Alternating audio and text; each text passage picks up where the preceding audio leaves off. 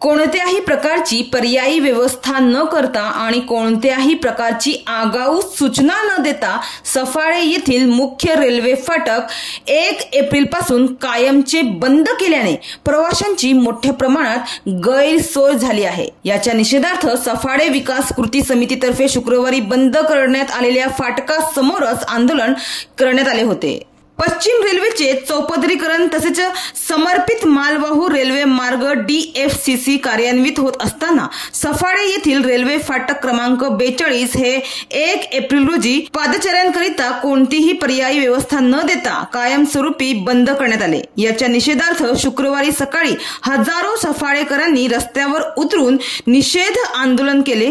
सफाळे विकास कृती समिती, पंचक्रोशीतील ग्रामपंचायती आणि सहयोगी संघटने च्या वतीने हे जनाक्रोश आंदोलन करण्यात आले होते। सफाळे गाव व सफाळे स्टेशन लगत बाजारपेठ, शिक्षण संस्था, पोलीस ठाणे, पोस्ट ऑफिस, मुख्य बाजारपेठ, बँक, तलाठी कार्यालय असे जवळपास सर्वच मुख्य कार्यालय असल्याने नागरिकांना पूर्व पश्चिमेला ये जा करावी लागते। पूर्व पश्चिम जोडणारे रेल्वे फाटक हा एकच मार्ग सफाळेकरांसाठी सोयीचा आहे व त्याच्या लगत वसलेल्या इतर गावांशी संपर्क ठेवण्याचा प्रमुख मार्ग आहे। मात्र सफाळे रेल्वे फाटक बंद झाल्याने हे रेल्वेचे दैनंदिन प्रवासी, बागायतदार, दूध उत्पादक, मच्छीमार, विद्यार्थी यांना त्रास सहन करावा लागत आहे आणि त्यामुळेच रेल्वे फाटक बंदच्या निषेधार्थ संतप्त सफाळेकर रस्त्यावर उतरले होते। हजारो सफाळेकर या आंदोलनात सहभागी झाले होते। या दरम्यान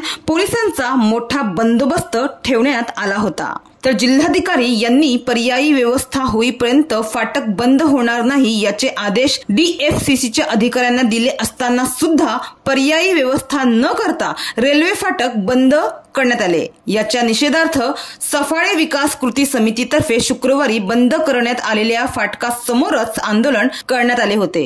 तर या आंदोलनाची दखल घेत उपजिल्हाधिकारी महेश सागर यांनी आंदोलकांना भेट देऊन फाटक आणि संपूर्ण स्टेशनची पाहणी केली।